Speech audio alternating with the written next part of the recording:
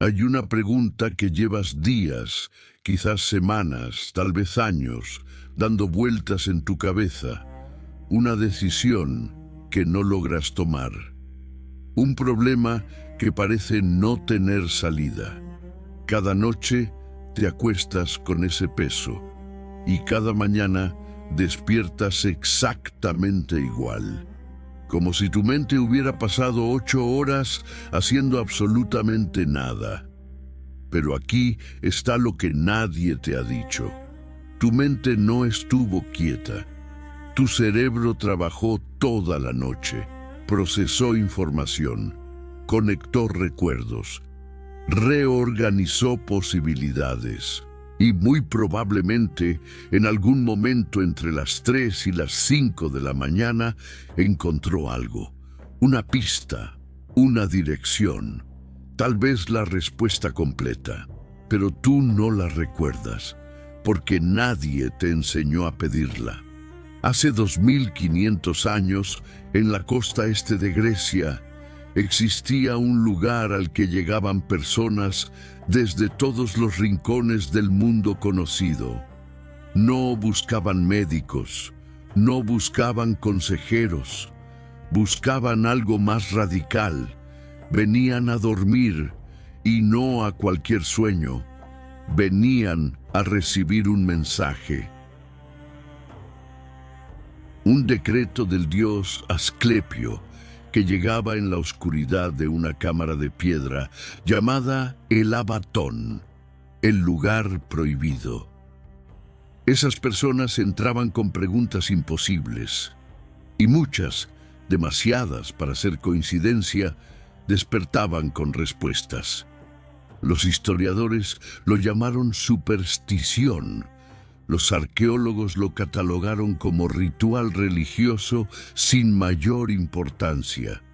Pero algo extraño ocurrió hace apenas 2 décadas. Neurocientíficos que jamás habían oído hablar de Epidauro, que no tenían ningún interés en templos griegos, comenzaron a detectar un fenómeno inexplicable en sus escáneres cerebrales.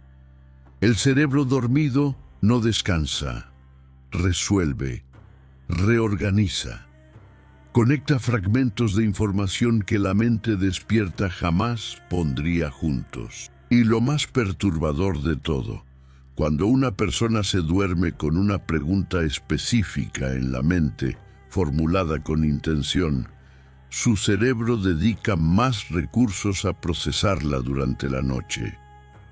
La ciencia moderna tardó 25 siglos en tropezar con lo que los sacerdotes griegos ya practicaban como arte sagrado. Al terminar este audio, tendrás algo que la mayoría de las personas jamás poseerá.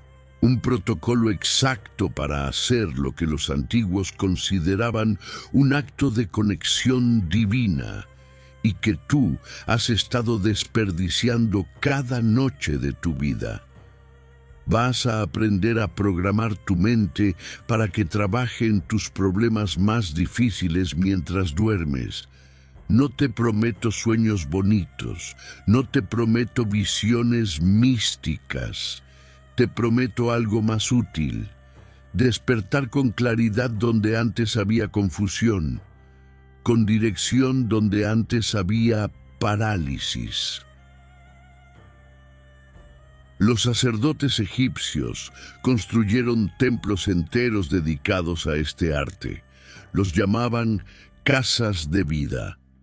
Tú vas a convertir tu habitación en una esta misma noche. Sin incienso, sin rituales vacíos, solo con la arquitectura oculta de tu propio cerebro finalmente puesta a tu servicio. Pero antes de enseñarte cómo, necesitas entender por qué funciona.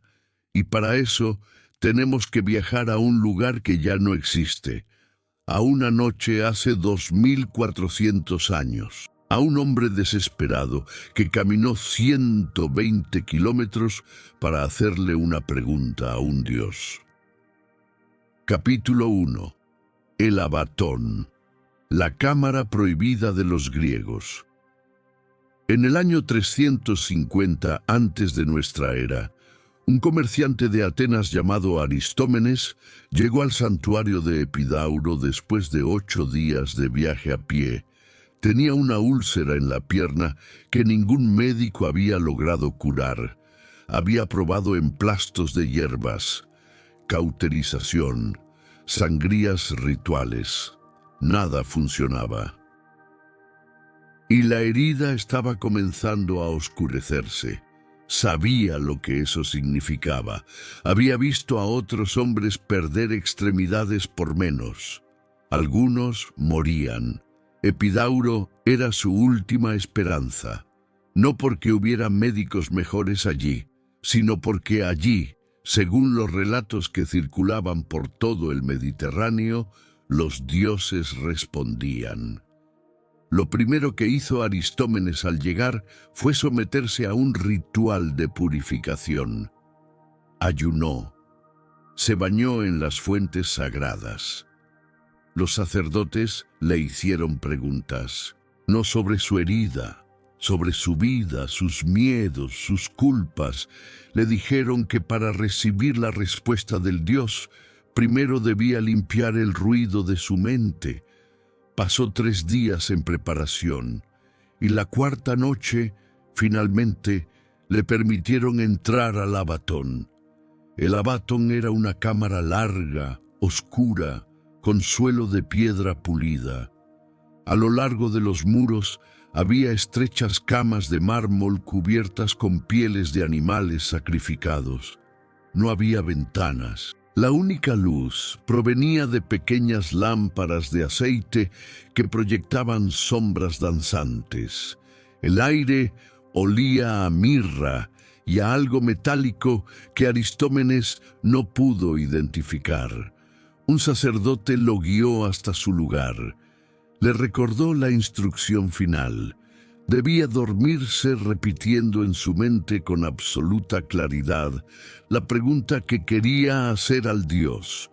No una queja, no una súplica general, una pregunta precisa. Aristómenes formuló la suya. ¿Qué debo hacer para que mi pierna sane? Cerró los ojos. Y en algún momento entre la vigilia y el sueño, tuvo una visión. Una serpiente, el símbolo de Asclepio, se enrollaba alrededor de su pierna herida. No lo mordía, lo lamía, y donde la lengua tocaba la carne, el dolor desaparecía. Despertó antes del amanecer. Un sacerdote estaba esperándolo. Le preguntó qué había visto. Aristómenes describió la serpiente. El sacerdote asintió como si aquello confirmara algo que ya sabía. Y luego le dio una instrucción que parecía absurda. Debía dejar de lavar la herida con agua. En cambio, debía aplicar miel cruda y dejarla expuesta al sol cada mañana durante 1 hora. Aristómenes obedeció. La herida sanó en 14 días. Durante siglos, los racionalistas descartaron historias como esta: superstición, efecto placebo, sugestión de personas desesperadas. Pero cuando los arqueólogos del siglo XIX comenzaron a excavar Epidauro, encontraron algo que no esperaban: estelas de piedra, decenas de ellas, inscripciones votivas dejadas por personas que habían sido tratadas allí, nombres, lugares de origen y descripciones detalladas de sus curaciones.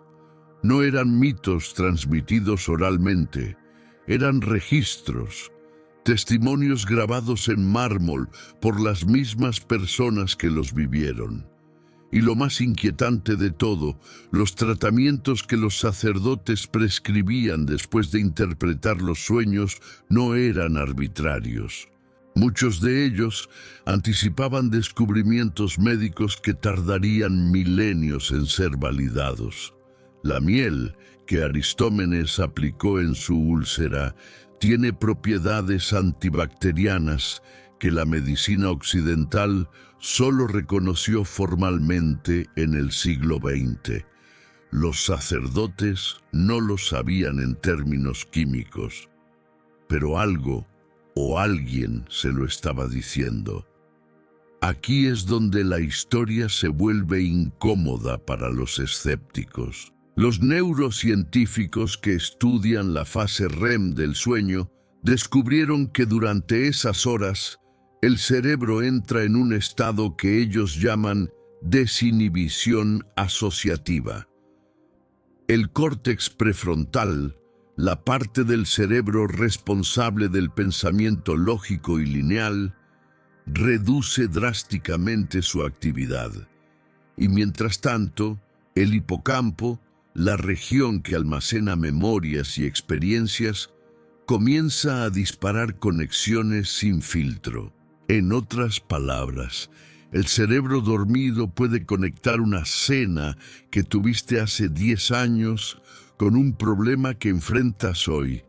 Puede vincular una imagen de tu infancia con una solución que tu mente despierta jamás consideraría porque la descartaría como absurda. Los sacerdotes de Epidauro no tenían escáneres cerebrales, pero tenían algo más valioso. Tenían miles de años de observación.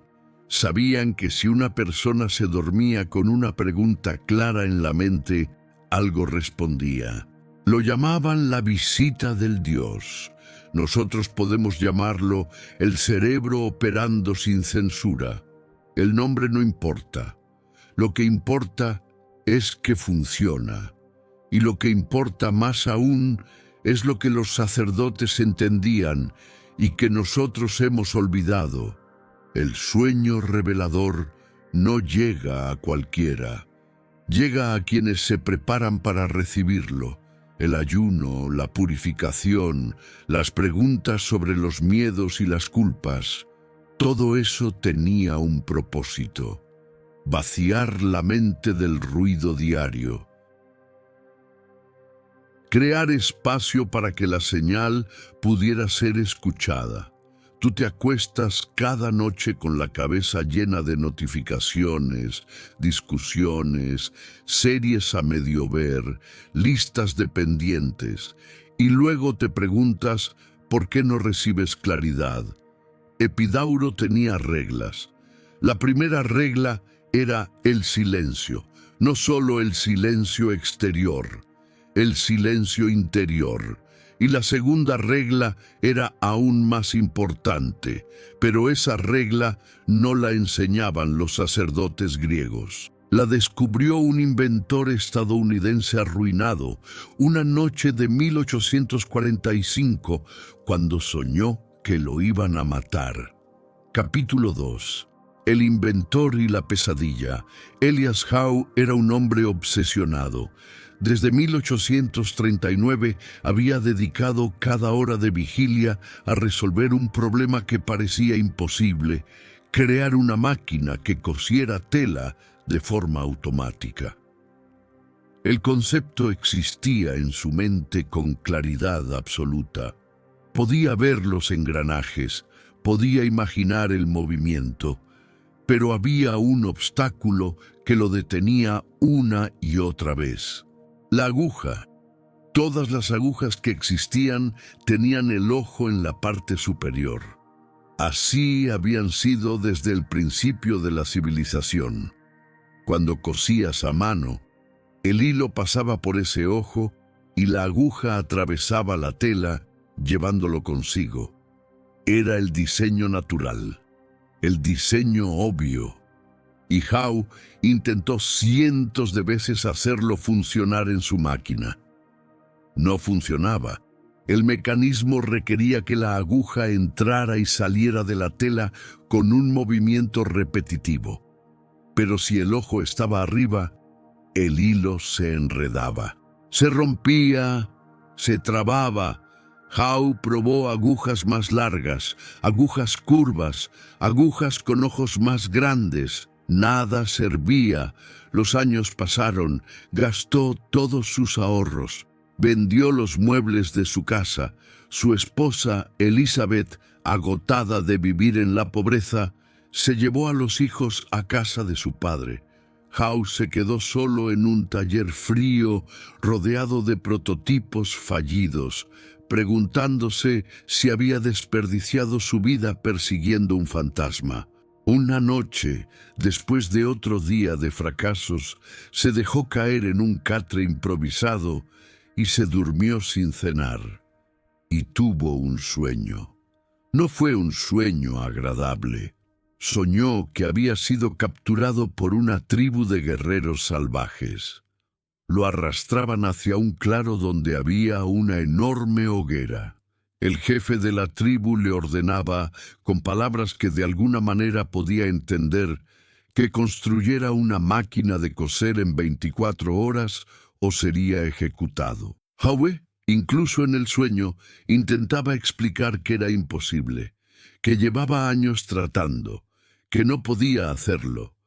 Los guerreros lo rodeaban, levantaban sus lanzas, y Howe, aterrorizado, miraba esas lanzas preparándose para la muerte. Entonces vio algo. Las lanzas tenían agujeros, cerca de la punta, no en la base, como las agujas, cerca de la punta. Se despertó a las 4 de la mañana empapado en sudor, pero no sentía miedo, sentía algo que no había experimentado en años. Certeza. Se levantó. Fue a su banco de trabajo. Tomó una aguja y con un taladro diminuto perforó un agujero cerca de la punta. Montó la aguja en su prototipo. Funcionó. La máquina de coser moderna, la que cambió la industria textil para siempre, la que aceleró la moda, abarató la ropa, transformó la economía de medio planeta, nació de una pesadilla. Cuando los biógrafos preguntaban a Howe cómo había llegado a la solución, él siempre contaba el sueño. No le daba vergüenza, no intentaba racionalizarlo. Decía simplemente, el sueño me lo mostró. Lo que Howe no sabía, lo que nadie sabía en 1845, es que su cerebro había estado trabajando en ese problema cada noche durante años, procesando, combinando, probando posibilidades en un laboratorio interno donde las reglas de la lógica no aplicaban. La mente consciente de Howe estaba atrapada en un paradigma. Las agujas tienen el ojo arriba. Siempre ha sido así. No puede ser de otra forma. Pero su mente inconsciente no tenía ese sesgo. Para el cerebro dormido, una aguja era simplemente un objeto con un agujero, y ese agujero podía estar en cualquier parte. La pesadilla fue el lenguaje que su subconsciente eligió para comunicar el descubrimiento. No podía enviarle un diagrama técnico, no podía escribirle un memo, así que le mostró lanzas con agujeros en la punta, y confió en que Howe, al despertar, haría la conexión. Aquí está la segunda regla que los sacerdotes de Epidauro conocían intuitivamente y que la ciencia moderna ha tardado siglos en confirmar. El subconsciente no habla con palabras, habla con imágenes, con símbolos, con narrativas que parecen absurdas hasta que despiertas y ves el patrón. Pero hay un problema. Elias Howe recordó su sueño. La mayoría de las personas olvidan los suyos antes de poner los pies en el suelo. Cada mañana, respuestas potenciales se evaporan porque nadie las está esperando. Porque nadie las está buscando. Los griegos tenían sacerdotes que te esperaban al despertar, listos para preguntarte qué habías visto. Howe tenía una obsesión tan intensa que su primer pensamiento al abrir los ojos fue el problema. ¿Qué tienes tú? Probablemente un teléfono que revisas antes de recordar tus propios sueños. Notificaciones que borran cualquier rastro del mensaje nocturno. Una rutina matutina diseñada para todo, excepto para escuchar. Los neurocientíficos descubrieron algo crucial sobre el primer minuto después de despertar. La memoria del sueño es extraordinariamente frágil.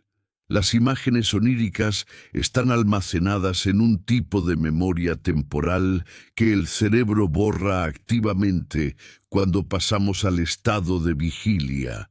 Es como un pizarrón que se limpia automáticamente. Tienes aproximadamente 90 segundos. Eso es todo. 90 segundos desde que abres los ojos hasta que el sueño comienza a desvanecerse. Si en ese minuto y medio haces cualquier cosa que active el pensamiento lógico, revisas el teléfono, te levantas a buscar agua, empiezas a pensar en tu lista de tareas, el mensaje se pierde. Los sacerdotes griegos lo sabían. Por eso esperaban en silencio junto a los suplicantes. Por eso les pedían que hablaran antes de levantarse. Por eso había escribas que grababan las visiones en tablillas mientras los recuerdos aún estaban frescos.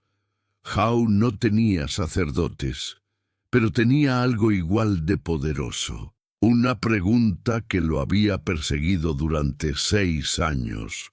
Una obsesión tan intensa que su primer pensamiento consciente cada mañana era el mismo. La aguja, la aguja, la aguja.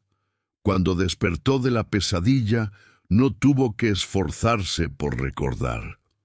La imagen de las lanzas con agujeros en la punta estaba grabada a fuego porque su mente sabía exactamente dónde archivarla. Esta es la segunda regla del oráculo dormido. No basta con hacer la pregunta antes de dormir. Tienes que crear las condiciones para recibir la respuesta al despertar. Tienes que preparar el espacio donde el mensaje pueda aterrizar.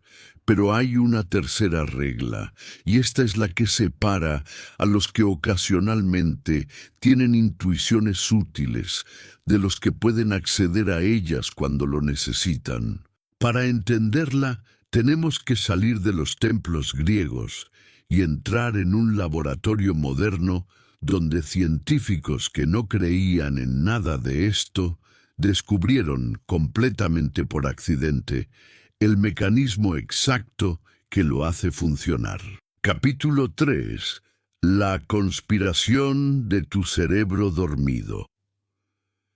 En 2004, en un laboratorio de la Universidad de Lübeck en el norte de Alemania, un equipo de investigadores liderado por el neurocientífico Jan Born diseñó un experimento para estudiar algo que parecía perfectamente mundano, algo que no debería haber producido controversia, ni titulares, ni debates acalorados en conferencias científicas. Querían entender cómo el sueño afecta la resolución de problemas matemáticos. La pregunta parecía simple. ¿Mejora tu rendimiento cognitivo después de una noche de sueño? La respuesta obvia era sí, por supuesto, porque estás descansado, porque la fatiga se ha disipado, porque tu cerebro ha tenido tiempo de recuperarse. Nada revolucionario, nada que sacudiera los cimientos de la neurociencia, pero lo que encontraron fue algo completamente diferente, algo que los obligó a revisar todo lo que creían saber sobre qué hace el cerebro cuando dormimos. algo que, aunque ellos no lo sabían en ese momento, confirmaba prácticas que los seres humanos habían utilizado durante milenios y que la ciencia moderna había descartado como superstición. Tomaron a 106 voluntarios, estudiantes universitarios en su mayoría, jóvenes con cerebros frescos y sin patologías del sueño. Les dieron una serie de acertijos numéricos, problemas matemáticos diseñados específicamente para este experimento. Los acertijos tenían una trampa. Podían resolverse siguiendo las reglas que se les habían enseñado, paso a paso, operación tras operación. Llegabas a la respuesta correcta si eras metódico y paciente.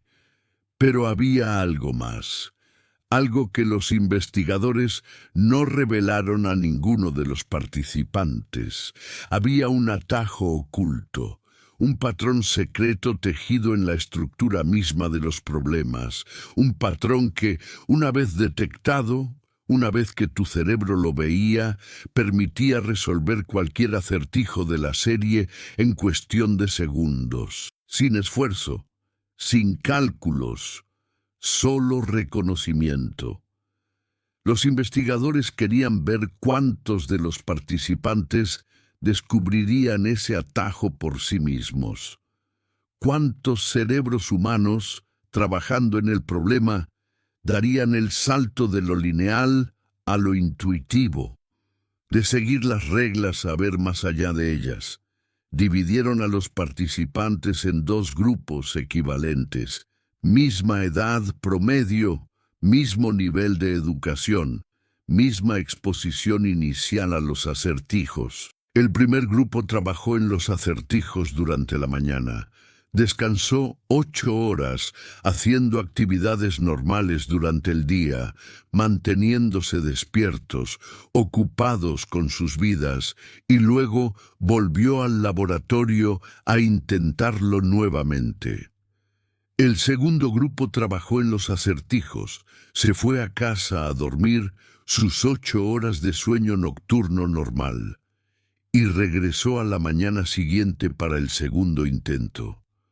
Los investigadores esperaban encontrar una diferencia. Quizás el grupo que durmió estaría más fresco, más alerta, y por tanto rendiría marginalmente mejor. Un 5% más. Quizás 10. Algo explicable por la reducción de la fatiga. Los resultados dejaron a los científicos profundamente incómodos. En el grupo que se mantuvo despierto durante las 8 horas de intermedio, aproximadamente 20% de las personas descubrieron el atajo oculto. 1 de cada 5. Una tasa respetable.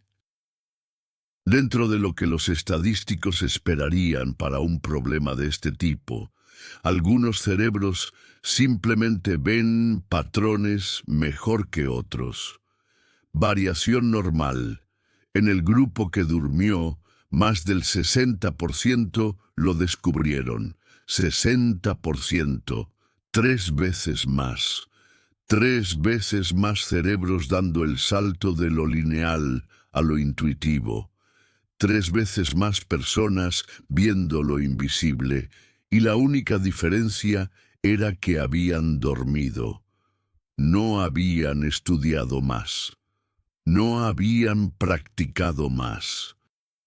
No habían recibido ninguna pista adicional.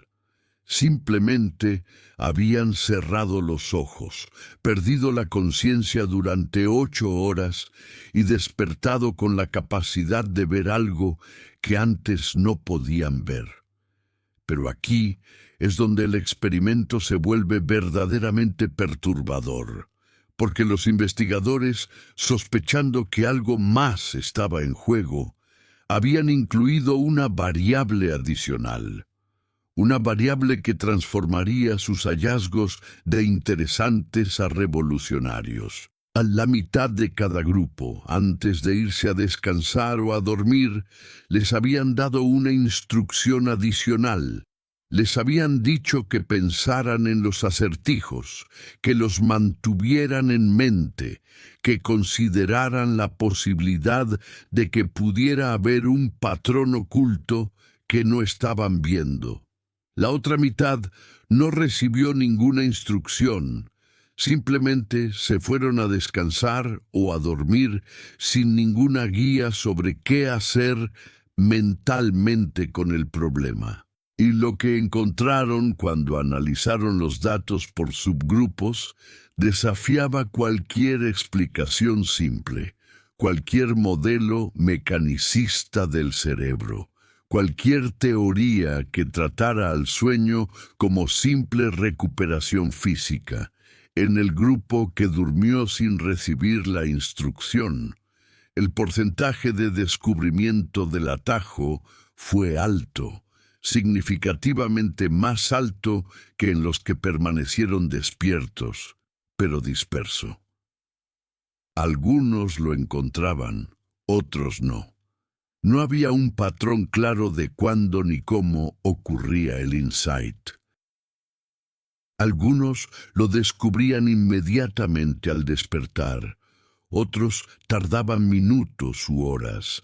Algunos reportaban haberlo visto en sueños. Otros decían que simplemente les vino a la mente sin contexto. Pero en el grupo que durmió después de recibir la instrucción específica de pensar en el problema antes de cerrar los ojos, algo diferente sucedió. Algo que hizo que los investigadores se miraran entre sí con una mezcla de asombro y desconcierto. No solo el porcentaje de éxito fue aún mayor, rozando el 80%. El momento del descubrimiento fue consistente, predecible, casi sincronizado.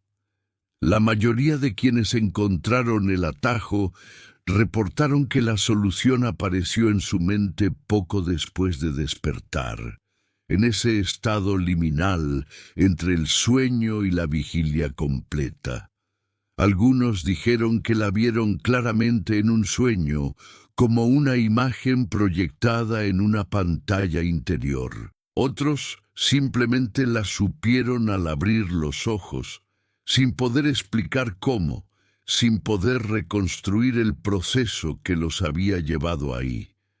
Sabían la respuesta, y sabían que la sabían, pero no sabían cómo sabían. La instrucción de mantener el problema en mente antes de dormir había actuado como una especie de comando, como una programación, como si le hubieras dicho a tu cerebro en un lenguaje que él comprende, aunque tú no lo hables conscientemente. Trabaja en esto mientras no estoy. Procesa esto mientras mi conciencia está ocupada en otra parte. Encuentra la solución mientras yo me pierdo en el olvido del sueño. Los investigadores, con la cautela propia de científicos publicando en journals revisados por pares, llamaron a este fenómeno incubación facilitada por el sueño, un nombre técnico, un nombre seguro, un nombre que no invitaba a conexiones con prácticas que la ciencia supuestamente había dejado atrás hace siglos. Pero lo que realmente habían descubierto era exactamente lo que los sacerdotes de Epidauro practicaban 25 siglos antes. El mismo mecanismo, el mismo proceso, la misma tecnología de la mente humana. La diferencia es que los griegos lo llamaban oración al dios Asclepio, y estos científicos alemanes lo llamaban metodología experimental controlada con variables randomizadas. El contenido era idéntico, solo había cambiado el vocabulario. Lo que sucede dentro de tu cerebro cuando duermes no es descanso en el sentido que normalmente entendemos esa palabra. No es el equivalente neurológico de apagar una máquina para que se enfríe. No es una pausa pasiva donde nada ocurre. Es procesamiento. Procesamiento activo, intenso, sofisticado. Tu cerebro consume casi tanta glucosa dormido como despierto. Las neuronas siguen disparando. Las redes siguen comunicándose, solo que lo hacen de manera diferente. Sin la tiranía de los estímulos externos, sin la presión de responder al mundo, libres para hacer conexiones que la mente despierta, siempre tan ocupada reaccionando, nunca tiene tiempo de hacer. Durante la fase de sueño de ondas lentas, las primeras horas de la noche, tu hipocampo está ocupado consolidando las experiencias del día. Es el archivista trabajando en el turno de noche. Toma todo lo que viviste, todo lo que aprendiste, todo lo que pensaste durante las horas de vigilia, y lo archiva. Lo conecta con memorias previas, lo etiqueta, lo organiza, decide qué merece pasar a la memoria de largo plazo y qué puede descartarse. Pero durante la fase REM, que comienza aproximadamente 90 minutos después de dormirte y que se intensifica progresivamente hacia el final del ciclo de sueño, hacia las horas previas al amanecer, ocurre algo más radical. Algo que los neurocientíficos solo han comenzado a comprender en las últimas 2 décadas. El córtex prefrontal, el guardián de tu racionalidad, la policía del pensamiento, la parte del cerebro que constantemente te dice «eso no tiene sentido», «eso es imposible», «eso contradice lo que sabes». Las agujas siempre han tenido el ojo arriba y siempre lo tendrán. Reduce su actividad drásticamente, se va a dormir dentro del sueño, deja de patrullar. Y mientras tanto, las regiones asociativas del cerebro, las que conectan ideas dispares, las que pueden ver vínculos entre conceptos aparentemente no relacionados, se encienden como una red de fuegos artificiales en una noche de celebración. El lóbulo temporal, la corteza parietal, regiones que durante el día raramente hablan entre sí de repente, están en comunicación constante, intercambiando información, probando combinaciones, explorando posibilidades. En este estado, tu cerebro puede hacer algo que es literalmente imposible cuando estás despierto. Puede probar combinaciones absurdas sin descartarlas inmediatamente. Puede considerar posibilidades que tu mente consciente rechazaría antes de siquiera formularlas completamente. Puede ver que el ojo de la aguja podría ir en la punta sin que una voz interior grite «eso es estúpido». Tu mente consciente es excelente para el pensamiento lineal, para seguir reglas, para aplicar metodologías conocidas, para descartar rápidamente lo que no encaja en el modelo que ya tienes del mundo. Esto es extraordinariamente útil para la supervivencia, para no tener que reinventar la rueda cada mañana, para funcionar eficientemente en un mundo predecible. Pero es terrible para la creatividad genuina, para ver lo que nadie más ha visto, para encontrar la aguja con el ojo en la punta, cuando todo el mundo sabe que las agujas tienen el ojo arriba, para dar el salto cuántico que transforma campos enteros del conocimiento. Tu mente dormida no tiene esas limitaciones. No tiene policía prefrontal patrullando los pensamientos. No tiene un guardia en la puerta diciendo, esto no puede entrar porque contradice lo que ya sabemos. En la fase REM, todo puede entrar, todo puede combinarse, todo puede probarse. El físico danés Niels Bohr soñó con la estructura del átomo. Llevaba meses trabajando en el problema, intentando reconciliar los datos experimentales con los modelos teóricos, frustrándose cada vez que una solución prometedora resultaba insuficiente. Una noche, soñó con un núcleo central alrededor del cual orbitaban electrones en anillos definidos, como planetas alrededor de un sol. Despertó sabiendo que había visto algo verdadero. El modelo de Bohr del átomo, que le valdría el premio Nobel, nació en un sueño. El químico alemán August Kekulé llevaba años obsesionado con las estructuras moleculares, intentando comprender cómo los átomos de carbono se organizaban en los compuestos orgánicos.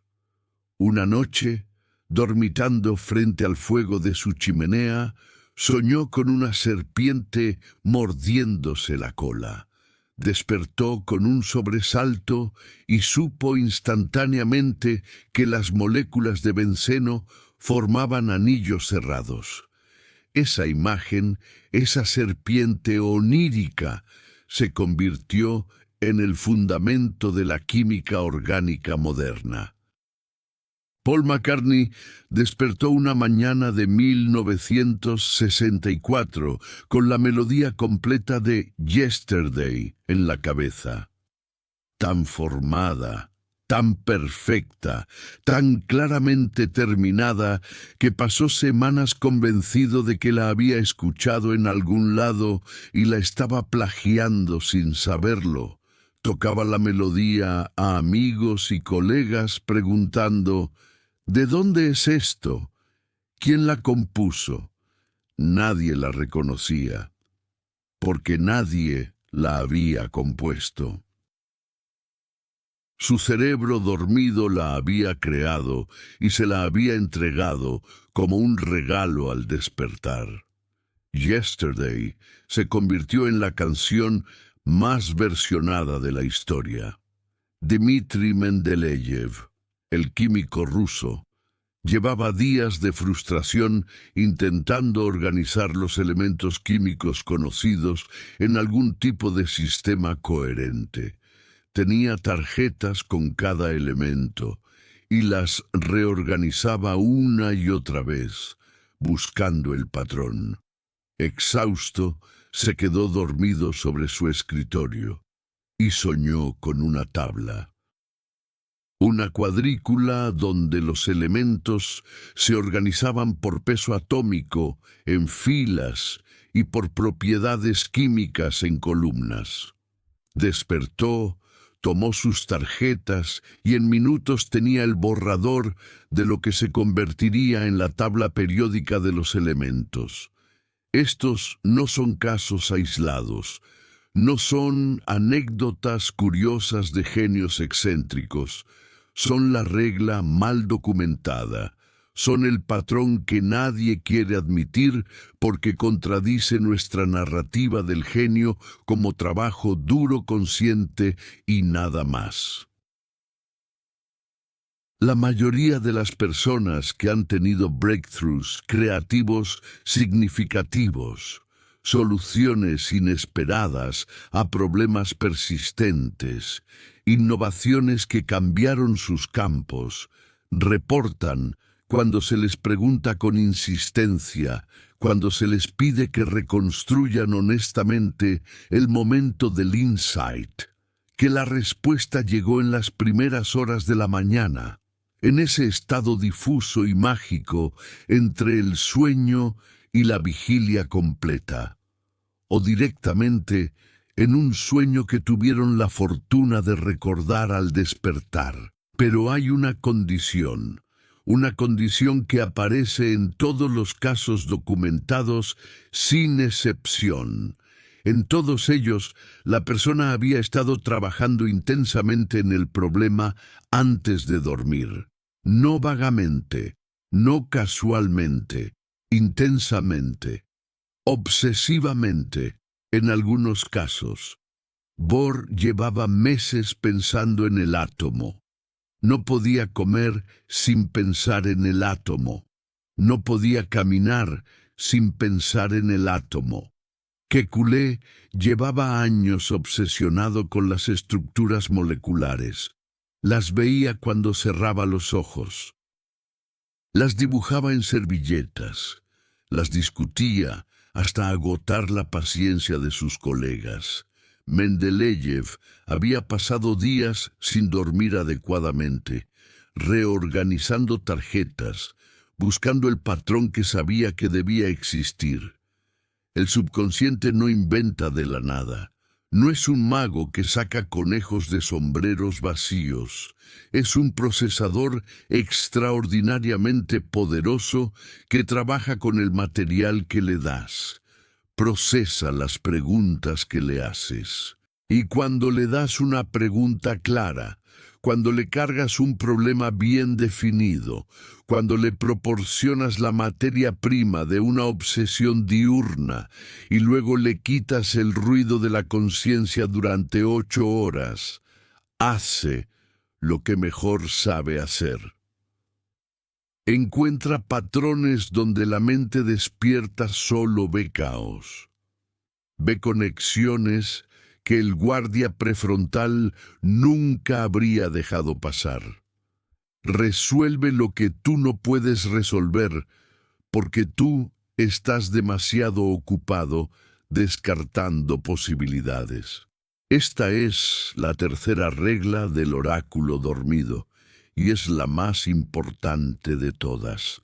No puedes simplemente pedir respuestas genéricas y esperar recibir revelaciones específicas. No puedes irte a dormir pensando vagamente, sería bueno tener algunas ideas, y esperar despertar iluminado. El cerebro dormido no funciona así. Debes cargar el problema en tu mente antes de dormir, activamente.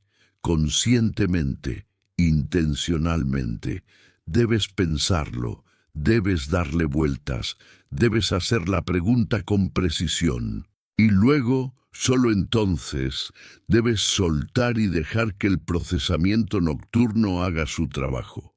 Pero hay una forma correcta y una forma incorrecta de hacerlo.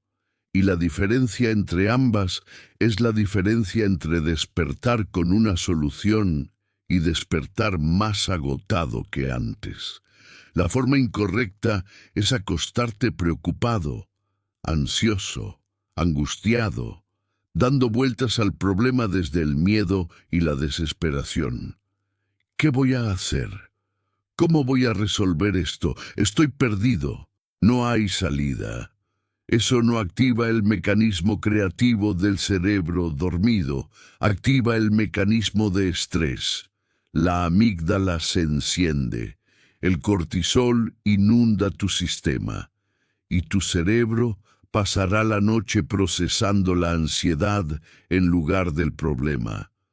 Tendrás pesadillas sobre el problema, despertarás exhausto y sin ninguna solución.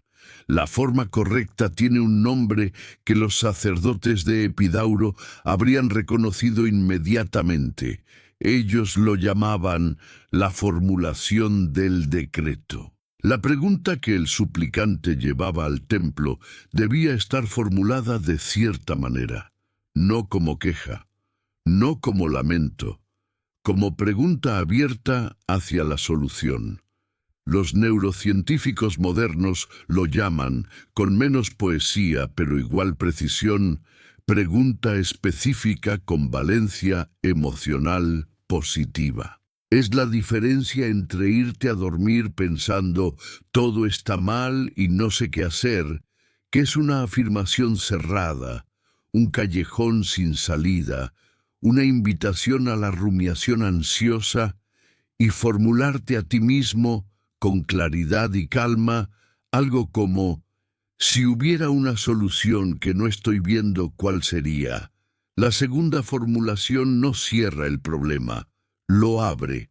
Le da a tu subconsciente espacio para explorar sin la presión de la urgencia.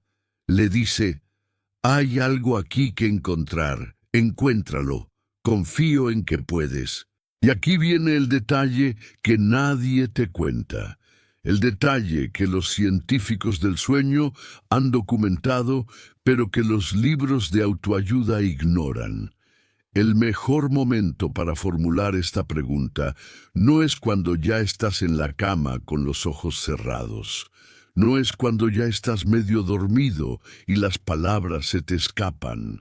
Es en los minutos previos, 5 minutos antes, 10 minutos antes, cuando tu cerebro está comenzando la transición hacia el sueño, pero aún no ha cruzado el umbral. Cuando todavía tienes suficiente conciencia para ser intencional, pero ya estás lo suficientemente relajado para que las defensas estén bajas. Los científicos llaman a este momento el estado hipnagógico. Es el umbral entre la vigilia y el sueño. Es un momento extraño, un estado alterado de conciencia que experimentas cada noche, pero que raramente recuerdas. Empiezas a ver imágenes fugaces en la oscuridad de tus párpados. Empiezas a tener pensamientos que no parecen del todo tuyos. La lógica se afloja, las reglas se flexibilizan. En ese umbral, tu cerebro está extraordinariamente receptivo a instrucciones. Es como si pudieras programar lo que va a procesar durante las próximas 8 horas. Es como si pudieras entregar un archivo al archivista nocturno y decirle: trabaja en esto primero. Esto es prioritario. Esto necesita solución para mañana. Thomas Edison, el inventor más prolífico de la historia moderna, conocía este estado.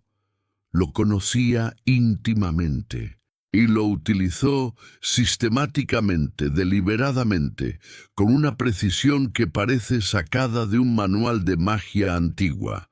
Pero el ritual que Edison practicaba cada tarde en su laboratorio merece su propia explicación detallada. Porque lo que el inventor de la bombilla y el fonógrafo y la cámara de cine y 1000 cosas más hacía en aquella silla de su taller no era dormir en el sentido convencional. Era algo más preciso, más técnico, más peligroso si no sabías lo que estabas haciendo, y mucho, mucho más poderoso. Capítulo 4. Los guardianes del umbral. El ritual de Edison. Thomas Edison dormía muy poco, apenas 4 horas por noche, según sus propios registros meticulosos. En una época donde los médicos recomendaban 8 o 9 horas de sueño, donde el descanso nocturno se consideraba sagrado para la salud, Edison presumía de su capacidad para funcionar con la mitad. Lo veía como una ventaja competitiva. Mientras otros dormían, él inventaba. Mientras otros soñaban, él construía el futuro. Pero había un secreto que Edison no proclamaba tan abiertamente, un secreto que guardaba para sí mismo y para los pocos colaboradores cercanos que lo observaban en su laboratorio de Menlo Park. Edison compensaba esa falta de sueño nocturno con algo que él llamaba siestas de poder. Varias veces al día, sin horario fijo pero con regularidad casi religiosa, se retiraba a un sillón específico en su laboratorio. Un sillón de cuero gastado que sus empleados sabían que no debían ocupar bajo ninguna circunstancia. Y lo que hacía en ese sillón parecía a primera vista perfectamente ordinario. Cerraba los ojos, dejaba caer la cabeza, parecía dormirse, pero había un detalle que los visitantes notaban y que no sabían cómo interpretar. Edison sostenía en cada mano una esfera de acero, esferas pesadas, del tamaño de pelotas de billar, frías y lisas. Y debajo de cada mano, colocado con precisión en el suelo de madera del laboratorio, había un plato de metal. Edison cerraba los ojos, respiraba profundamente, dejando que la tensión del trabajo se disolviera, y se dejaba caer hacia el sueño, como un hombre que se deja llevar por la corriente de un río. Pero no buscaba dormir, no en el sentido convencional, no buscaba el descanso restaurador de un sueño profundo. Buscaba algo mucho más específico, mucho más técnico, mucho más difícil de alcanzar y mantener. Buscaba el momento exacto donde la mente consciente comienza a soltar su control, pero el cuerpo aún no está completamente dormido. Ese punto liminal, ese umbral entre dos mundos, donde las reglas de la lógica diurna comienzan a aflojarse, pero la conciencia no ha desaparecido todavía, donde las ideas más extrañas, las conexiones más inesperadas, las soluciones más creativas empiezan a aparecer sin la censura del pensamiento racional. Es un estado fugaz. Dura minutos, a veces segundos. La mayoría de las personas lo atraviesan cada noche sin siquiera notar que existe, cayendo directamente del pensamiento consciente al sueño profundo como quien cae por un precipicio sin ver el paisaje que pasa. Edison había aprendido a detenerse en ese precipicio, a flotar en él, a habitarlo el tiempo suficiente para extraer sus tesoros, y las esferas de acero eran su mecanismo de control. Cuando sus músculos finalmente se relajaban lo suficiente, cuando cruzaba la línea invisible entre la vigilia y el sueño, sus manos perdían su agarre. Las esferas caían. El estrépito del metal contra los platos de metal lo despertaba inmediatamente, arrancándolo del umbral antes de que cayera al otro lado. Y Edison, en ese instante de retorno, en esa fracción de segundo antes de que la conciencia plena volviera a cerrarse sobre él como una tapa de hierro, anotaba furiosamente todo lo que había visto. Tenía siempre papel y lápiz al alcance de la mano. Escribía palabras sueltas, diagramas, números, fragmentos de ideas que no tenían sentido lógico, pero que sentía importantes. Escribía antes de que el guardia de la racionalidad volviera a su puesto y comenzara a decir «eso es absurdo» o «eso no funcionará». Decía que algunas de sus mejores ideas habían venido de ese espacio entre mundos, de ese territorio que no era ni sueño ni vigilia, de esa tierra de nadie donde las reglas normales no aplicaban. Sus colaboradores lo observaban con fascinación y desconcierto. Veían a este hombre, el inventor más famoso del mundo, el mago de Menlo Park, sentarse en un sillón con bolas de metal en las manos y dejarse caer hacia algo que no era exactamente dormir. Lo veían despertar sobresaltado por el estruendo. Lo veían escribir frenéticamente. Lo veían volver al trabajo con una expresión que solo podía describirse como iluminada.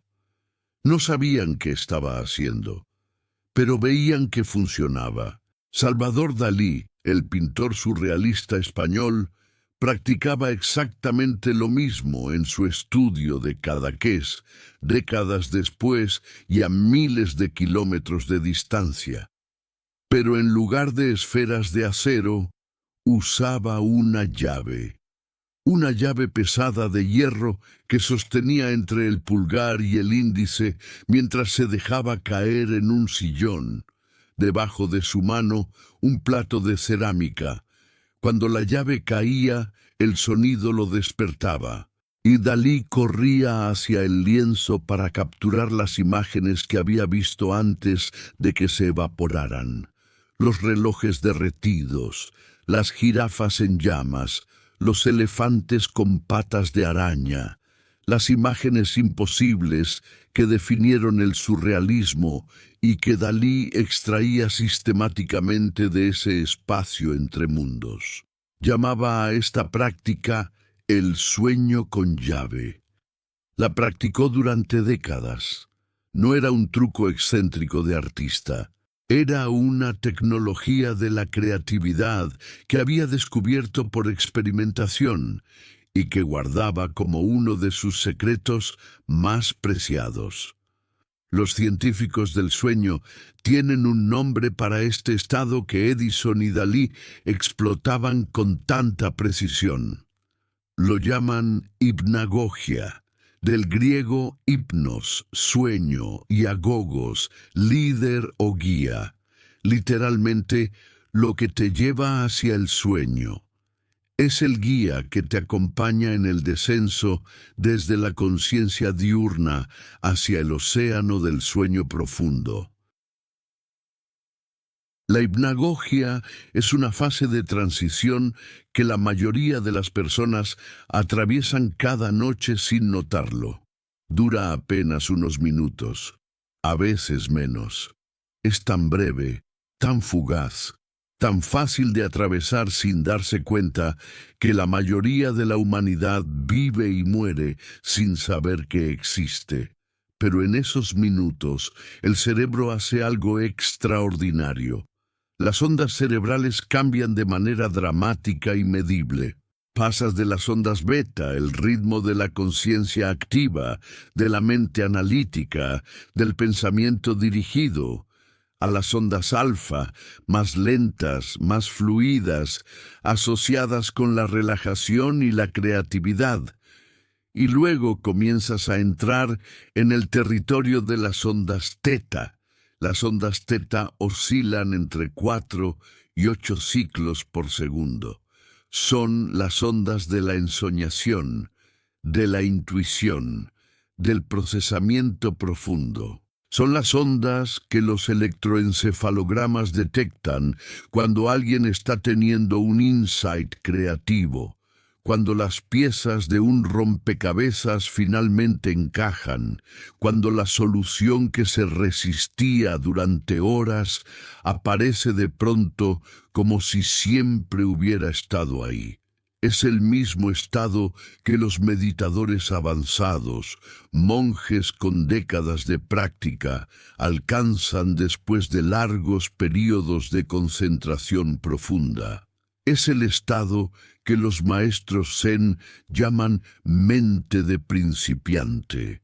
Es el estado que los yogis buscan a través de horas de pranayama y mantras. Pero tú lo atraviesas cada noche sin aprovecharlo, sin siquiera saber que está ahí. Pasas por ese territorio mágico como un viajero que atraviesa un país en tren nocturno, durmiendo, sin ver las maravillas que pasan por la ventana. Edison no sabía nada de ondas teta. No tenía electroencefalógrafos en su laboratorio. No podía medir lo que ocurría dentro de su cerebro, pero había descubierto, por pura observación empírica, por ese genio práctico que lo caracterizaba, que el momento justo antes de caer dormido era diferente. Era un portal. Y hay algo más que Edison entendía intuitivamente algo que los investigadores modernos solo han comenzado a articular en las últimas décadas. El umbral hipnagógico no es solo un buen momento para tener ideas creativas, para recibir insights, para ver soluciones que la mente despierta no puede ver. Es también el mejor momento para plantar la semilla de lo que quieres que tu subconsciente procese durante las horas de sueño que siguen. Imagina tu mente consciente como un guardián de una fortaleza, un guardián celoso, vigilante, siempre en alerta. Durante el día, ese guardián está en su puesto con toda su atención. Filtra todo lo que intenta entrar. Rechaza automáticamente lo que no encaja con tus creencias existentes. Mantiene las puertas cerradas a cualquier información que contradiga tus hábitos de pensamiento, tus suposiciones, tu modelo del mundo. Este guardián es útil. Te protege de cambiar de opinión cada 5 minutos. Te da estabilidad cognitiva. Te permite funcionar sin tener que reconsiderar cada creencia cada mañana. Pero también te mantiene atrapado. Te impide ver lo que no encaja en tu modelo. Te ciega a las posibilidades que violan tus expectativas. Cuando empiezas a quedarte dormido, cuando las ondas cerebrales comienzan a desacelerarse y el cuerpo se relaja, el guardián comienza a relajarse también. Baja la vigilancia, se distrae, las puertas de la fortaleza se entreabren. Y si en ese momento preciso, en ese instante de vulnerabilidad cognitiva, plantas una pregunta, una intención, un problema específico que quieres resolver, lo estás enviando directamente al interior de la fortaleza, sin filtros, sin resistencia, sin el guardián examinándolo y rechazándolo por contradecir lo que ya sabes. La pregunta entra, se instala, y durante las próximas 8 horas, mientras duermes, tu cerebro trabajará en ella con recursos que la mente consciente nunca tiene disponibles. Los sacerdotes de Epidauro obligaban a los suplicantes a formular su pregunta justo antes de cerrar los ojos en el abatón, no al llegar al templo, no durante las ceremonias previas, justo antes de acostarse en las camas de piedra, justo antes de cruzar el umbral hacia el sueño. No era coincidencia, no era capricho ritual. Era conocimiento técnico refinado durante generaciones. Era ingeniería de la conciencia disfrazada de religión. El problema con la vida moderna es que hacemos exactamente lo opuesto. El último estímulo antes de dormir para la mayoría de las personas no es una pregunta cuidadosamente formulada. No es una intención clara. No es una semilla plantada con precisión en el umbral fértil de la hipnagogia. Es una pantalla. Noticias diseñadas para provocar indignación, porque la indignación genera clics. Redes sociales diseñadas para provocar envidia, porque la envidia genera engagement. Videos algorítmicamente seleccionados para activar tus emociones más intensas, porque las emociones intensas mantienen tu atención. Ese es el material que estás plantando en el umbral. Esa es la semilla que entregas a tu subconsciente en el momento exacto en que está más receptivo. Esa es la programación que cargas en tu cerebro justo antes de las 8 horas de procesamiento nocturno. Y luego te preguntas, ¿por qué despiertas ansioso? ¿Por qué tus sueños son caóticos y perturbadores? ¿Por qué la claridad que buscas nunca llega? ¿Por qué te sientes agotado incluso después de dormir suficientes horas? Tu cerebro pasó la noche procesando lo que le diste para procesar. Hizo exactamente su trabajo. El problema es lo que le diste. El ritual de Edison requería intencionalidad. Las esferas de acero no eran accesorios decorativos, no eran excentricidades de inventor famoso. Eran un mecanismo de control preciso. Le permitían utilizar el umbral hipnagógico sin cruzarlo completamente.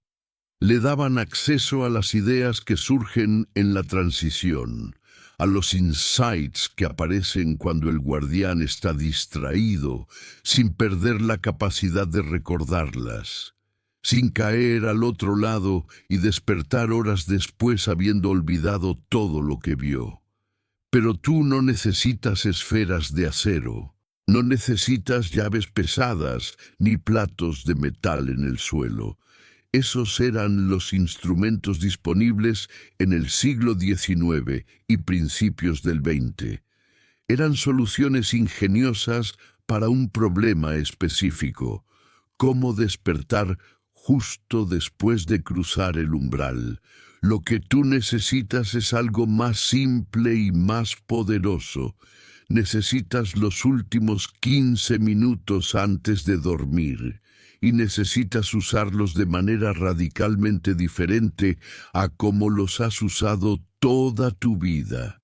Esto es lo que los investigadores han descubierto sobre ese período en las últimas 2 décadas de estudios sobre el sueño y la memoria. Lo que haces en el cuarto de hora previo al sueño tiene un impacto desproporcionado, estadísticamente anómalo, sobre lo que tu cerebro procesará durante la noche. Es como si ese tiempo fuera una zona de programación prioritaria, una ventana de instalación de software.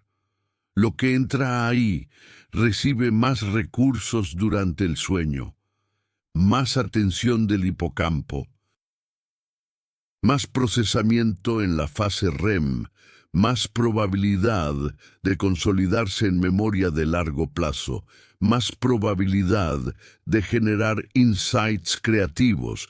Si pasas esos 15 minutos revisando correos electrónicos del trabajo, leyendo mensajes de tu jefe, anticipando los problemas del día siguiente, tu cerebro dedicará una parte significativa de la noche a rumiar sobre tensiones laborales. Procesará estrés, buscará amenazas, se preparará para conflictos. Si los pasas viendo noticias perturbadoras, desastres naturales, crímenes violentos, colapsos políticos, tu cerebro procesará ansiedad. Escaneará el ambiente en busca de peligros. Te preparará para un mundo hostil. Si los pasas en redes sociales comparándote con otros, viendo las vidas aparentemente perfectas de personas que apenas conoces, midiendo tu realidad contra su fachada, tu cerebro procesará inseguridad, buscará evidencia de tu insuficiencia. Reforzará la creencia de que no eres suficiente. Pero si los pasas haciendo algo muy específico, algo que los sacerdotes de Epidauro conocían hace 25 siglos, pero que nosotros hemos olvidado en nuestra prisa por estar siempre conectados, activas el oráculo. Enciendes el mecanismo que Edison y Dalí explotaban. Plantas la semilla correcta en el momento correcto. El ritual de la última pregunta no requiere incienso, ni velas, ni túnicas blancas. No requiere posturas de meditación que te hagan sentir incómodo. No requiere creencias en dioses griegos ni en fuerzas sobrenaturales. Requiere 15 minutos de silencio y una sola pregunta formulada con precisión. Aquí está la estructura que funciona, validada tanto por la práctica antigua como por la investigación moderna. Primero, eliminas los estímulos externos. Apagas el teléfono. No silenciarlo, que deja la pantalla potencialmente activa, que mantiene parte de tu mente esperando notificaciones. Apagarlo completamente. O mejor aún, dejarlo en otra habitación donde no puedas verlo ni sentir su presencia. Esto parece extremo en nuestra cultura de conexión permanente, pero los estudios sobre atención han demostrado algo perturbador. La mera presencia del dispositivo, incluso apagado, incluso boca abajo, mantiene una parte de tu mente en alerta. Una parte de tus recursos cognitivos están dedicados a monitorear el teléfono, aunque no lo mires. Sacarlo de tu campo perceptual libera esos recursos para el trabajo que vas a hacer. Segundo, te sientas o te acuestas en un lugar cómodo. No tiene que ser tu cama todavía si no quieres. Puede ser un sillón, una silla cómoda, el borde de la cama. El lugar exacto importa menos que la postura. Lo importante es que tu cuerpo comience a relajarse, que la tensión del día comience a drenarse, que los músculos que has mantenido apretados durante horas finalmente tengan permiso de soltar. Tercero, cierras los ojos y haces algunas respiraciones lentas. Esto no es meditación formal. No necesitas técnicas elaboradas ni conteos precisos. Es simplemente bajar el ritmo. Permitir que las ondas cerebrales comiencen a desacelerarse de beta hacia alfa. Señalarle a tu sistema nervioso que el día ha terminado, que las amenazas han cesado, que es seguro comenzar la transición. 4 o 5 respiraciones profundas son suficientes. Inhalar lento, exhalar más lento. Dejar que cada exhalación sea un poco más larga que la anterior.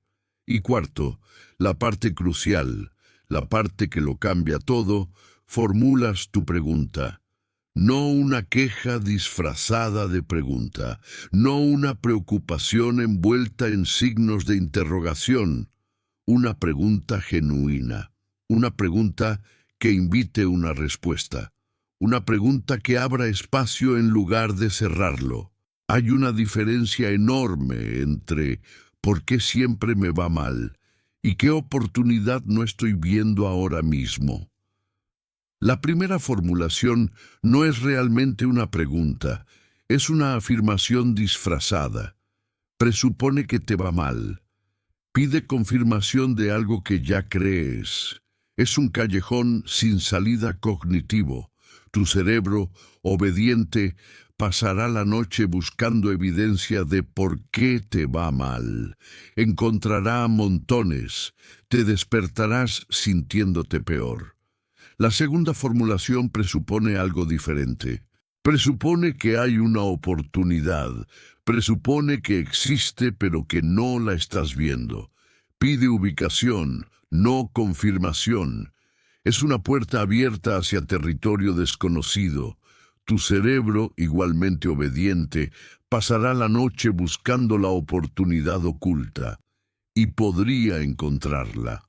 Los sacerdotes de Epidauro no dejaban que los suplicantes formularan cualquier pregunta se les ocurriera en el momento. Los entrenaban, los preparaban durante días antes del ritual principal. Los hacían reformular una y otra vez hasta que la pregunta era lo suficientemente precisa para ser útil y lo suficientemente abierta para permitir respuestas inesperadas.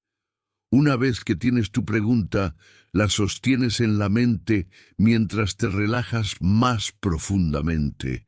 No la analices, no intentes responderla conscientemente, no empieces a generar posibles respuestas con tu mente racional. Eso activaría al guardián, eso cerraría las puertas. Solo mantén la pregunta presente, como si la estuvieras sosteniendo en las palmas abiertas de tu mente, como si la estuvieras ofreciendo a algo más grande que tu conciencia ordinaria, como si la estuvieras entregando al templo interior que siempre has tenido, pero que nunca supiste visitar. Luego, cuando sientas que el sueño se acerca, cuando notes que los pensamientos comienzan a volverse más difusos y las imágenes empiezan a aparecer en la oscuridad de tus párpados, dejas que llegue. No lo resistas. No intentes mantener el control. Cruzas el umbral llevando la pregunta contigo, como un viajero que cruza una frontera con un mensaje importante que entregar. Pero el ritual no termina ahí, porque hay una segunda mitad que es igual de importante que la primera, una mitad que la mayoría de las personas ignora completamente, una mitad que marca la diferencia entre recibir respuestas y perderlas para siempre. Lo que haces al despertar es tan crucial como lo que haces al dormir. Y aquí es donde la mayoría de las personas pierden todo lo que el oráculo nocturno intentó darles. Capítulo 5. Sechepunk. Recibir el aliento. Son las 6 de la mañana. Tus ojos se abren antes de que suene la alarma.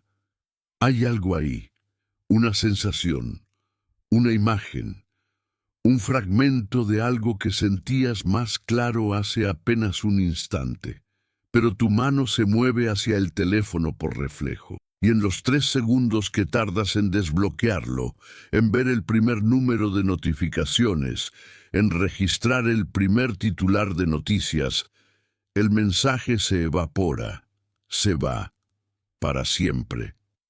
Esto es lo que los egipcios llamaban perder el Sechep-Ankh, literalmente el aliento de vida que los dioses enviaban durante el sueño, un regalo que podía cambiar el destino de quien lo recibía, pero que solo podía ser capturado en los primeros momentos del despertar, antes de que el mundo material volviera a cerrarse sobre la conciencia. La neurociencia moderna ha confirmado esto con precisión incómoda. Los sueños se almacenan en un tipo de memoria temporal llamada memoria de trabajo. Es el mismo sistema que usas para recordar un número de teléfono que alguien te acaba de dictar. Es funcional, pero extraordinariamente frágil. Su contenido se borra activamente cuando el cerebro decide que ya no lo necesita. Y el cerebro decide que ya no necesita los sueños aproximadamente 90 segundos después de despertar. Hay una ventana, es pequeña, y lo que hagas en esa ventana determina si recibes el mensaje o lo pierdes. El primer enemigo es el movimiento brusco. Cuando te levantas de golpe, cuando saltas de la cama para empezar la rutina, activas el sistema nervioso simpático. Tu cuerpo entra en modo acción. Y en ese modo, el acceso a las memorias oníricas se cierra como una puerta de seguridad. Los sacerdotes egipcios hacían que los suplicantes permanecieran acostados después de despertar, en silencio, sin moverse. No era pereza, era técnica de captura. El segundo enemigo es la luz brillante.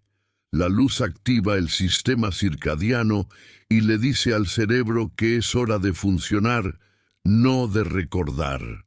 Esto no significa que debas despertar en oscuridad total, pero sí que encender todas las luces o abrir las cortinas de golpe interrumpe el proceso de recuperación.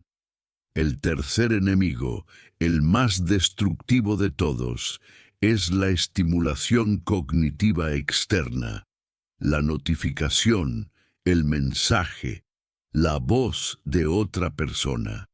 Cualquier información nueva que entre en tu cerebro compite directamente con las memorias frágiles del sueño.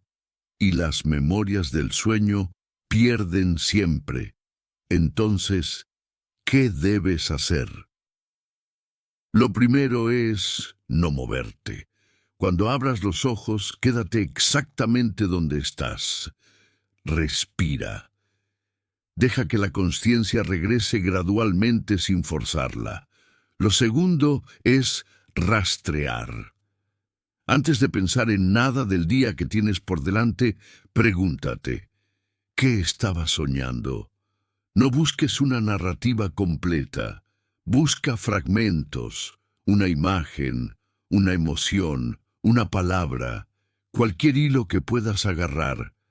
Lo tercero es registrar. Y aquí está la clave. No registres en el teléfono. No abras ninguna aplicación. El acto de desbloquear el teléfono, de ver la pantalla iluminada, de navegar hacia una app, mata el proceso. Los investigadores que estudian la captura de sueños han encontrado que el método más efectivo es el más antiguo. Un cuaderno físico junto a la cama con un bolígrafo. No una tablet, no una grabadora de voz en el teléfono, papel. Hay algo en el acto de escribir a mano que mantiene el cerebro en un estado compatible con la memoria onírica. Quizás porque es un proceso más lento. Quizás porque no requiere la misma activación visual que una pantalla. El mecanismo exacto no está claro, pero el resultado es consistente. Escribes aunque no tenga sentido. Escribes fragmentos, palabras sueltas. Agua, escalera. Alguien conocido pero su cara cambiaba. Sensación de urgencia. No necesitas entenderlo en el momento, necesitas capturarlo, porque lo extraordinario del subconsciente es que a menudo envía las respuestas disfrazadas, codificadas, en un lenguaje que no es literal. Elias Howe no soñó con una aguja con el ojo en la punta, soñó con lanzas. Su subconsciente encontró una imagen que contenía la información, que la transmitía de forma visual, pero que requería un paso de traducción. A veces la respuesta que recibes no parece una respuesta, parece un sueño absurdo, pero si lo capturas, si lo escribes, si lo dejas descansar y vuelves a él más tarde con ojos frescos, los patrones emergen. Un ejecutivo con el que trabajé una vez estaba paralizado ante una decisión de negocios, 2 ofertas, 2 caminos, ninguno claramente mejor que el otro. Llevaba semanas sin poder elegir. Probó el ritual de la última pregunta, se durmió preguntándose: si hubiera algo que no estoy viendo sobre estas 2 opciones, ¿qué sería? Soñó con 2 puertas. Una era de madera antigua, sólida, con herrajes de hierro. La otra era moderna, de cristal, brillante pero con una grieta pequeña en la esquina inferior. Cuando despertó, anotó la imagen sin intentar interpretarla. Fue a trabajar. Y más tarde ese día, mientras revisaba los contratos de ambas ofertas, notó algo que había pasado por alto. Una cláusula en la oferta más atractiva, la más moderna, la más brillante, que contenía una ambigüedad potencialmente problemática, una grieta pequeña en la esquina inferior del acuerdo. Eligió la otra oferta. 6 meses después, la empresa que había hecho la oferta brillante entró en litigio con otros socios por exactamente esa cláusula ambigua. Coincidencia, quizás, pero los sacerdotes de Asclepio acumularon siglos de estas coincidencias, suficientes para llenar estelas de mármol con testimonios, suficientes para que personas viajaran cientos de kilómetros para dormir en sus templos. El oráculo no garantiza que siempre recibirás una respuesta clara. A veces la pregunta necesita reformularse. A veces el material consciente que has dado al subconsciente no es suficiente para que trabaje. A veces el ruido del día anterior fue demasiado intenso y el procesamiento nocturno se dedicó a limpiar en lugar de crear. Pero cuando funciona, y funciona más a menudo de lo que la mente escéptica quiere admitir, la sensación es inconfundible. Despiertas sabiendo algo que no sabías cuando te dormiste. Y ese conocimiento no parece venir de afuera.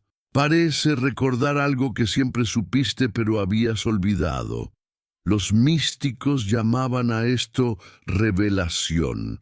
Los psicólogos lo llaman insight. Los neurocientíficos lo llaman integración de información durante el sueño. El nombre no importa.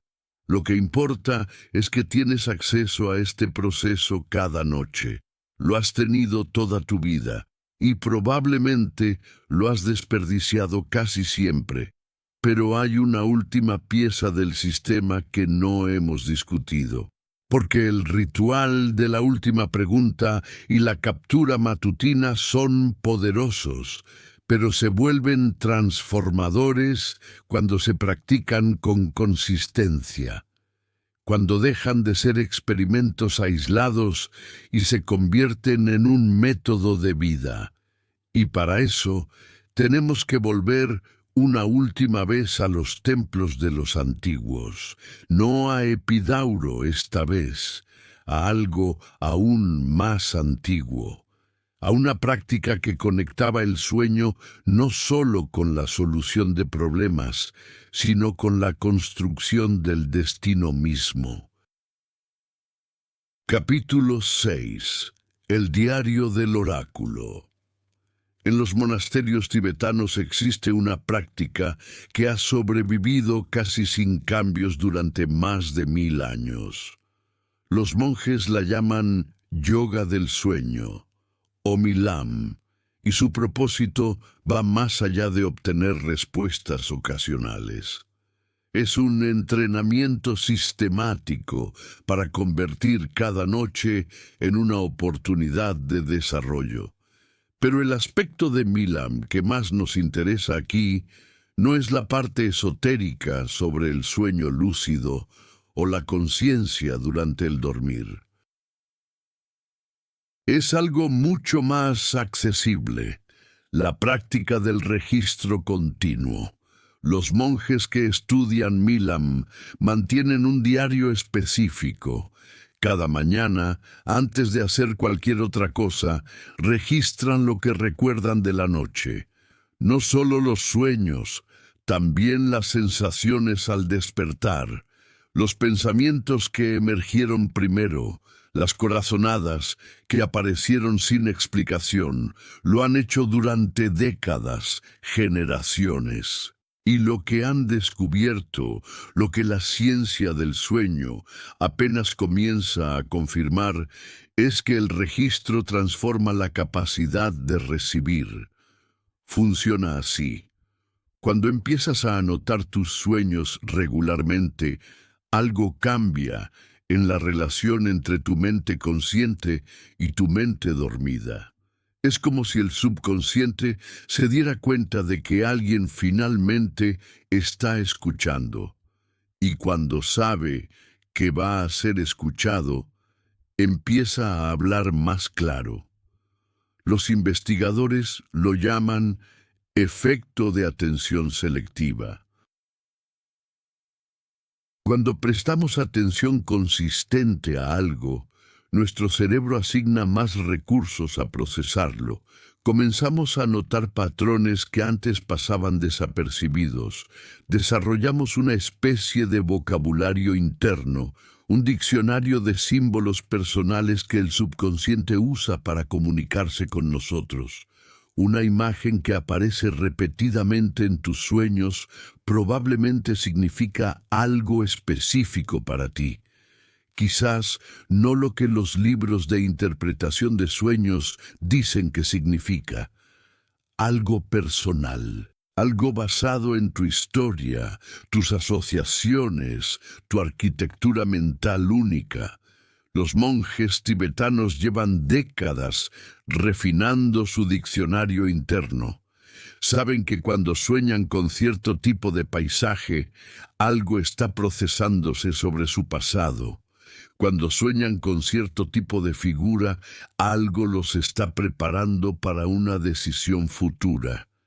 El lenguaje se vuelve cada vez más preciso con la práctica. Tú puedes hacer lo mismo. No necesitas décadas. Las mejoras comienzan a notarse en semanas. El diario del oráculo tiene 3 componentes. El primero es el registro matutino. Cada día, antes de levantarte, anotas lo que recuerdas. Fragmentos, imágenes, emociones. No te preocupas por la coherencia. Capturas lo que hay. El segundo es la pregunta vespertina. Cada noche, en los 15 minutos antes de dormir, formulas conscientemente una pregunta o intención. La escribes también antes de apagar la luz. No siempre tiene que ser un problema urgente. Puede ser algo tan simple como ¿qué necesito ver sobre mi situación actual o qué oportunidad estoy pasando por alto? El tercer componente, y este es el que la mayoría descuida, es la revisión semanal. Una vez por semana, relees las anotaciones de los 7 días anteriores, no buscando respuestas literales, buscando patrones. Quizás notarás que cada vez que enfrentas ansiedad laboral, sueñas con un edificio específico de tu infancia. Quizás notarás que los días previos a buenas decisiones sueles despertar con una sensación física particular. Quizás notarás que ciertas palabras o imágenes aparecen repetidamente en contextos similares. Estos patrones son la gramática de tu oráculo personal, y cuanto más la entiendas, más fácil será leer los mensajes. Hay un efecto secundario de esta práctica que nadie anticipa, pero que casi todos experimentan. Después de unas semanas de registro consistente, la calidad del sueño mejora. No solo recuerdas más, descansas mejor, despiertas con más claridad. Los científicos no están completamente seguros de por qué ocurre esto, pero tienen hipótesis. El ritual de la pregunta vespertina y el registro matutino crean una especie de marco alrededor del sueño. Lo convierten en algo intencional en lugar de algo que simplemente te sucede. Y esa intencionalidad parece afectar la arquitectura misma de las fases del sueño. Es como si el cerebro respondiera a la atención. como si supiera que lo estás tomando en serio y, en consecuencia, se tomara en serio su trabajo nocturno. Los sacerdotes de los templos antiguos no practicaban la incubación una sola vez en la vida de un suplicante. Muchos pacientes regresaban, desarrollaban una relación con el proceso, aprendían a lo largo de múltiples visitas a formular mejores preguntas, a interpretar con más precisión, a confiar en lo que recibían. Tú tienes acceso al templo cada noche. No necesitas viajar. No necesitas sacerdotes, solo necesitas consistencia. Y aquí hay algo más que los monjes tibetanos entienden y que nosotros en Occidente tendemos a olvidar. El oráculo dormido no está separado de la vida despierta. Lo que haces durante el día afecta directamente lo que recibes de noche. Si pasas tus horas de vigilia en reactividad constante, saltando de estímulo en estímulo, nunca formando pensamientos completos, tu subconsciente tiene poco material de calidad con el que trabajar. No puedes pedir respuestas profundas si solo alimentas tu mente con superficialidad. Por eso, los sacerdotes exigían días de preparación antes del sueño sagrado. No era mojigatería religiosa, era práctica.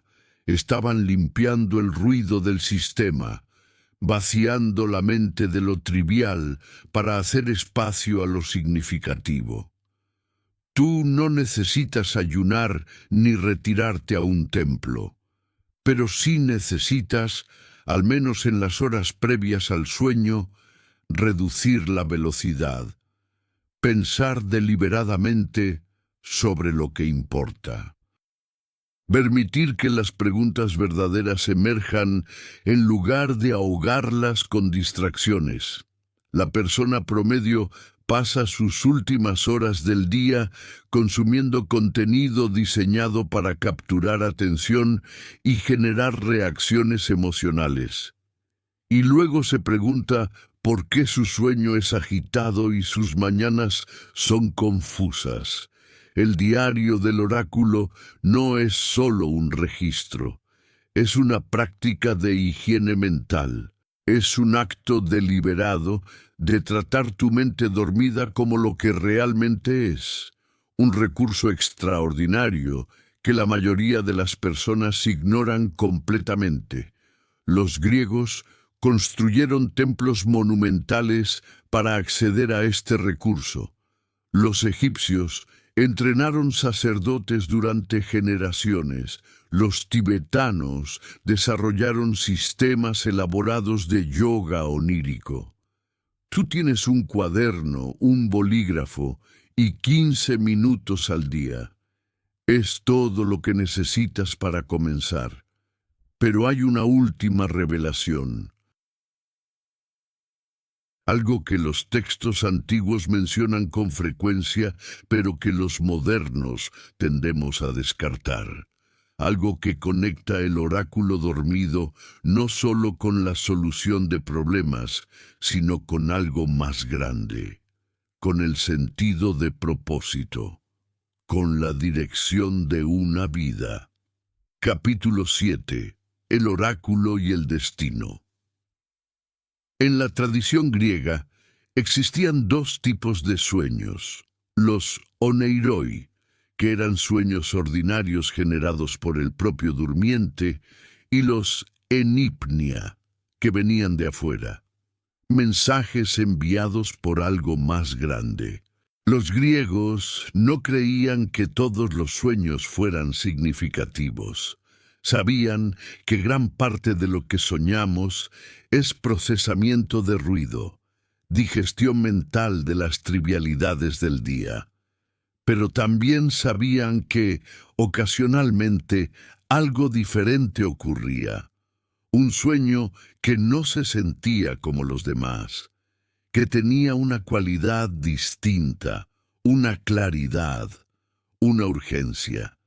Llamaban a estos sueños visiones verdaderas, y los trataban con un respeto que rozaba el temor. La ciencia moderna no tiene espacio para este tipo de distinciones.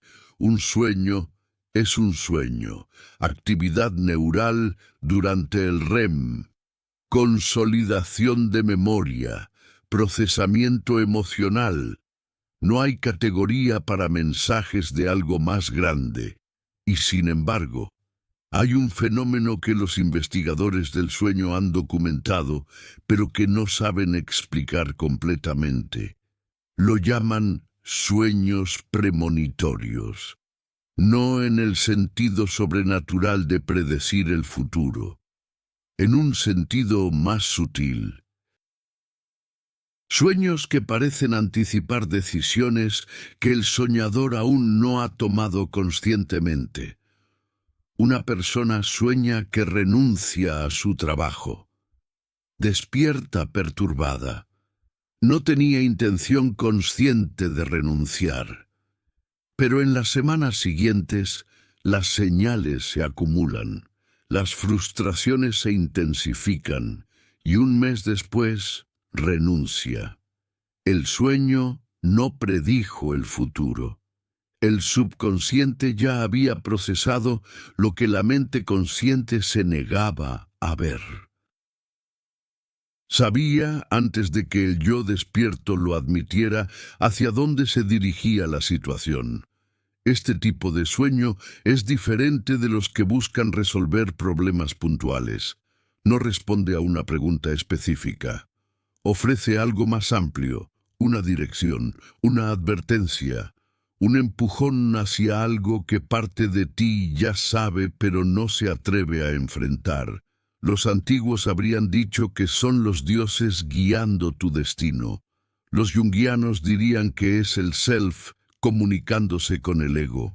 Los neurocientíficos dirían que es el subconsciente integrando información que la conciencia suprime. Nuevamente, el nombre no importa. Lo que importa es que este recurso está disponible y hay una práctica específica para acceder a él. No es formular preguntas sobre problemas inmediatos, es algo más abierto, más valiente. La pregunta del destino, como la llamaban algunos sacerdotes, no busca resolver un obstáculo, busca revelar un camino. Suena así. Si hay algo que mi vida quiere de mí y que no estoy escuchando, muéstramelo. O así. ¿Qué parte de mí he estado evitando que necesita atención? O simplemente, ¿qué viene después? Estas preguntas no tienen respuestas simples. No aparecerán en un sueño literal diciéndote que debes mudarte a otra ciudad o cambiar de carrera. Aparecerán como imágenes, emociones, narrativas simbólicas que requieren interpretación. Pero cuando practicas el diario del oráculo durante suficiente tiempo, empiezas a reconocer un tipo particular de sueño, uno que se siente diferente, más denso, más significativo. Como si algo hubiera pasado de largo a través de ti dejando una marca. Esos sueños merecen atención especial, merecen ser guardados y revisados. A veces su significado no se revela inmediatamente. A veces necesitas meses para entender lo que estaban mostrando. Pero cuando finalmente lo entiendes, la pieza encaja con una precisión que produce escalofríos. No te estoy pidiendo que creas en lo sobrenatural. Te estoy pidiendo que consideres la posibilidad de que hay partes de ti que procesan información que tu mente consciente descarta o ignora, que saben cosas que tú no sabes que sabes, que pueden ver patrones que emergerán en tu futuro porque ya están presentes en tu presente, aunque invisible. El oráculo dormido, en su forma más elevada, no es sólo una herramienta para resolver problemas. Es un canal de comunicación con las capas más profundas de ti mismo, las que saben hacia dónde vas incluso cuando crees estar perdido, las que recuerdan lo que importa incluso cuando lo has olvidado. Los griegos construyeron templos a Asclepio porque entendían que esta comunicación era sagrada, no en el sentido religioso simplista.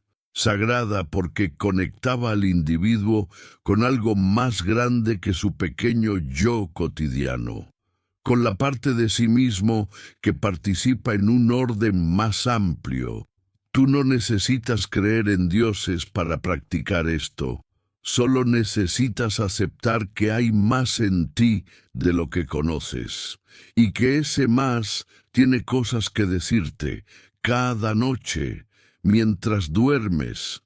El templo no tiene puertas. Has escuchado este audio completo. Eso no es poco. La mayoría de las personas pasan su vida entera sin detenerse a considerar que hay un recurso extraordinario esperándolos cada noche. Un consejero interno que trabaja sin paga mientras ellos descansan. Un oráculo personal que ha estado hablando a una habitación vacía. Esta noche va a ser diferente. Esta noche, cuando apagues las luces, tendrás en tu mente una pregunta clara. Algo que has estado rumiando. Algo que necesita una perspectiva que tu mente despierta no puede ofrecer. Lo formularás con precisión. Lo sostendrás en ese espacio entre la vigilia y el sueño, y lo entregarás. Mañana, cuando abras los ojos, no alcanzarás el teléfono. Te quedarás quieto, rastrearás los fragmentos que permanezcan. Los anotarás en el cuaderno que vas a colocar junto a tu cama esta misma noche. No importa si parecen absurdos, los capturas de todos modos, y harás esto mañana, y el día siguiente, y la semana que viene, porque esto no es magia de una sola vez, es una práctica, un entrenamiento, una relación que se construye con la parte de ti que opera en la oscuridad. Los peregrinos que viajaban a Epidauro no iban buscando entretenimiento, iban buscando transformación, y muchos la encontraban. Pero no era el templo el que los transformaba, era la seriedad con la que trataban el proceso, la preparación, la formulación de la pregunta, la disposición a recibir respuestas que quizás no querían escuchar. Tú tienes acceso al mismo proceso, no a una versión diluida, a la esencia misma de lo que aquellos templos ofrecían, porque la piedra de Epidauro no tenía poder propio. El poder estaba en el cerebro de los suplicantes, en su arquitectura onírica, en su capacidad de conectar con las partes de sí mismos que operaban bajo el umbral de la conciencia. Esa arquitectura la tienes tú también, intacta, funcionando, lista para ser utilizada. La pregunta ya no es si esto funciona. Siglos de práctica humana y décadas de neurociencia han establecido que sí funciona. La pregunta es si tú vas a usarlo, si vas a tratarte a ti mismo como los antiguos se trataban a sí mismos, como alguien capaz de recibir verdades que van más allá de lo que la mente ordinaria puede calcular. El templo no tiene puertas, nunca las tuvo. El abatón, la cámara prohibida, siempre estuvo dentro de ti. Esta noche, por primera vez, vas a entrar. Bienvenido a Archivos Vedados. Esto no es entretenimiento, es una iniciación. suscríbete, activa la campana y prepárate porque los próximos manuscritos que revelaremos van a desafiar todo lo que creías saber sobre tu propia capacidad humana. El conocimiento está esperando. Solo necesita que estés listo para recibirlo.